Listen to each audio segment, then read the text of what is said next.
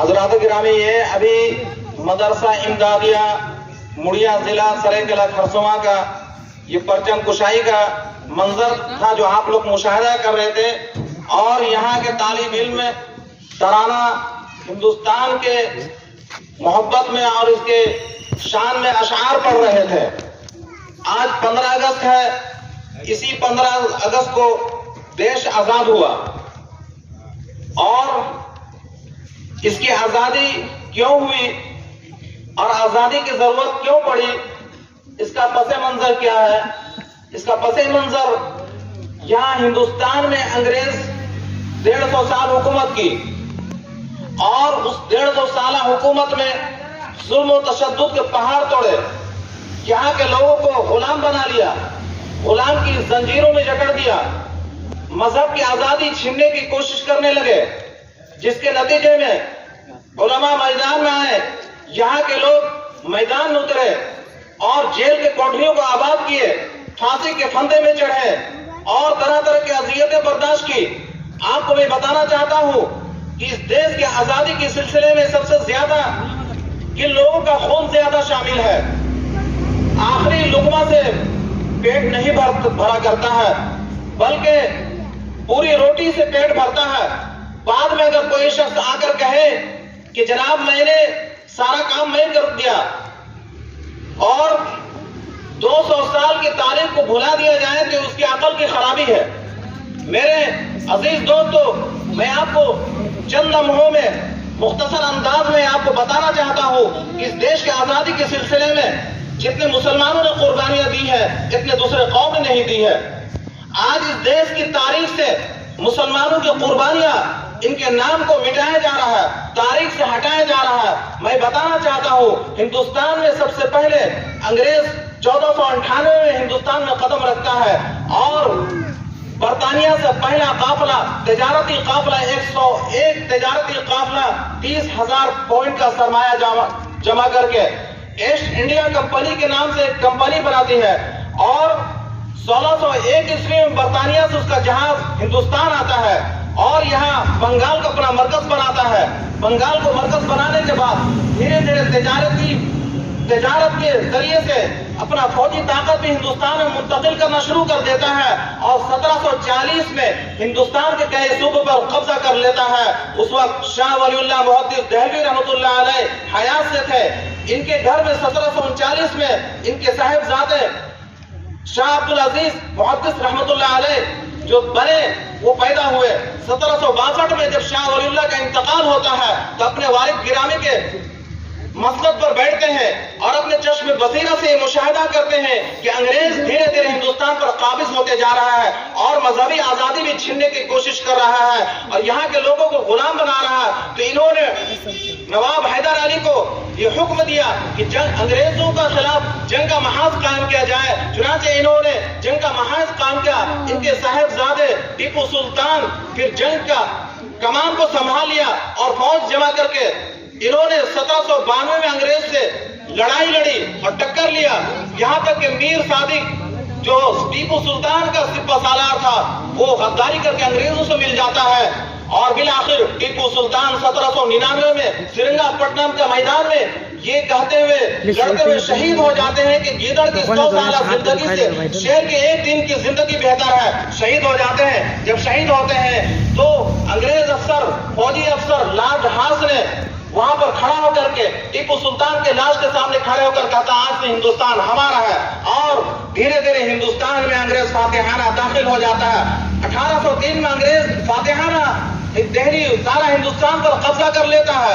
1803 کے بعد 1808 میں شاہ عبدالعزیز محدث دہلوی رحمۃ اللہ علیہ جب دیکھا کہ انگریز پورے طور پر ہندوستان کو اپنے قبضے میں لے لیا ہے اور لوگوں کو غلام بنا لیا ہے، مذہبی آزادی کو چھین لیا ہے اور کسی طرح سے چین کی زندگی بسر کرنا حرام کر دیا ہے، تو شاہ عبدالعزیز محدث دہلوی رحمۃ اللہ علیہ جہاد کا فتویٰ صادر کرتے ہیں۔ اس فتوے کے ساتھ نفاذ کے بعد شہید کی قیادت میں علماء کی جماعت نکلتی ہے اور ملک میں گشت کرتے ہیں اور چکر لگاتے ہیں، انگریزوں کے خلاف جنگ کا محاذ قائم کرتے ہیں۔ بالآخر 1827 میں پشاور پر حملہ کرتے ہیں اور اسلامی جھنڈا لہرا دیتے ہیں اور پشاور کو فتح کر لیتے ہیں. لیکن آگے چلتے چلتے بالا کوٹ کا میدان میں جب پہنچتے ہیں 1831 میں انگریزوں سے سکھوں سے لڑائی ہوتی ہے. پھر یہ 300 ساتھیوں کے ساتھ بالا کوٹ کا میدان میں شہید ہو جاتے ہیں. 1831 کا یہ واقعہ ہے. 1831 کے بعد یہ تحریک چلتے رہتی ہے. 1857 کا جب پہنچتا ہے تو حاجی امداد اللہ مہاجر مکی کی عمارت میں قاسم نانوتوی، رشید احمد گنگوہی، حافظ ضامن شہید اور دیگر اکابر دیوبند علماء کرام اس جنگ میں حصہ لیا اور انگریزوں کے خلاف جنگ کا محاذ قائم کیا اور انگریزوں سے لڑائی شروع کی. اس کے نتیجے میں سازش کا شکار ہو کر کے یہ تحریک بھی ناکام ہو جاتی ہے. اس وقت مسلمانوں کو کافی تکلیفیں پہنچائی گئی، علماء کرام کو پھانسی پر لٹکایا گیا اور جیلوں میں بند کیا گیا، آگ کے تندوروں میں ڈالا گیا ہے. لیکن تحریک جاری رکھتے ہیں. بالآخر شیخ الہند رحمۃ اللہ علیہ کی تحریک ریشمی رومال کا تحریک چلتی ہے اور 1917 میں شیخ الہند رحمۃ اللہ علیہ حجاز کا سعودی عرب کا سفر کرتے ہیں. جب انگریز کو معلوم چلتا ہے ریشمی رومال کی تحریک کے سلسلے میں تو انگریز جدہ سے ان کو گرفتار کر لیتا ہے اور کالا پانی انڈومان بھیج دیتا ہے. یہاں پر 3 سال 2 مہینہ جیل میں رہتے ہیں.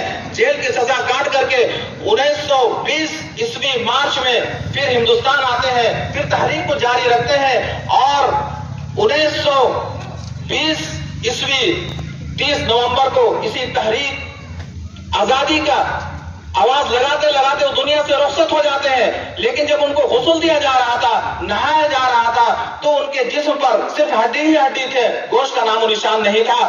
تو لوگوں نے حسین احمد مدنی رحمۃ اللہ علیہ سے پوچھا کہ ان کے جسم پر گوشت کا نام و نشان نہیں ہے، آخر کیا ماجرا ہے؟ تو انہوں نے بتایا کہ انگریز کے خلاف تحریک چلانے میں اور ان کے خلاف آواز اٹھانے میں انگریز نے ان کو جیل میں وہ تکلیفیں دی ہیں. لوہے کو گرم کر کے ان کے پیٹھوں پر داغا جاتا، ان کے گوشت پر داغا جاتا اور یہ کہتا کہ تم یہ فتویٰ دے دو کہ ہندوستان دارالحرب نہیں ہے، ہندوستان میں جہاد مت کرو تو ہم تمہیں چھوڑ دیں گے. لیکن شیخ الہند رحمۃ اللہ علیہ وہ کسی یہ پر منظور نہیں کیا اور آخر دم تک یہ کہتے رہے کہ ہندوستان دارالحرب ہے اور یہاں سے انگریزوں کو بھگایا جائے گا اور انگریز کو بھگا ہی کہ ہم چین لیں گے. تو اسی کا نتیجہ میں آج ان کے جسم پر گوشت نہیں ہے، ہڈی ہے. میرے بزرگوں دوستو، یہ تھا منظر جو مختصر انداز میں آپ کے سامنے پیش کیا میں نے کہ مسلمانوں کی سب سے زیادہ ہندوستان کی آزادی کے سلسلے میں قربانیاں ہیں، سب سے زیادہ مسلمان قربانیاں دی ہیں اور پھانسی کے پھندے میں لٹکے ہیں. دلی کے چاندنی چوک سے لے کر کے پشاور تک کا ہر درخت میں مسلمانوں کے لاش لٹکے ہوئے تھے، گچھوں میں بندھے ہوئے تھے. اور یہ آپ کے انگریز مورخ مسٹر تھامسن اپنے یادداشت میں لکھتا ہے، انہی کے حوالے سے میں نے یہ بات بتلایا ہے. باقی بہت ساری قربانیاں دوسرے لوگوں نے بھی 1857 کے بعد دوسرے ہمارے برادر وطن بھی اس میں حصہ لیا. انہوں بھی اس ہندوستان کی آزادی کے سلسلے میں برادران وطن ہمارے ہندو بھائی نے بھی حصہ لیا. انہوں نے بھی انگریز کے خلاف محاذ قائم کیا. مہاتما گاندھی، جواہر لال نہرو، سبھاش بوس وغیرہ اور دیگر جو ہے ان لوگوں نے آزادی کے سلسلے میں حصہ لیا اور اسی اتحاد کی بنا پر انگریزوں کو یہاں سے ہندوستان چھوڑ کر جانا پڑا. یہ اتحاد ایک ایسی چیز ہے، اگر کسی قوم میں یہ اتحاد آ گئی تو دوسرے قوم اس اتحاد پارٹی کے سامنے ٹک نہیں سکتی ہے. اسی وجہ سے میں آپ کے سامنے یہ درخواست کرتا ہوں، خاص کر کے ہمارے برادر وطن کے سامنے یہ بات پیش کرتا ہوں، یہ پیغام دینا چاہتا ہوں کہ یہاں پر اگر بھائی چارگی کو ہم برقرار رکھیں گے، آپس میں اتحاد کو باقی رکھیں گے، دوسرے لوگ ہم سب کو ہلا نہیں سکتے ہیں. اور ہندوستان ہمارا امن و امان والا ایک واحد ملک ہے اور امن رہے گا اور امن کے لیے ہم کوشش اور فکر کرتے رہیں گے. اسی بات پر میں اپنے بات کو ختم کرتا ہوں. آخر دعوانا الحمدللہ.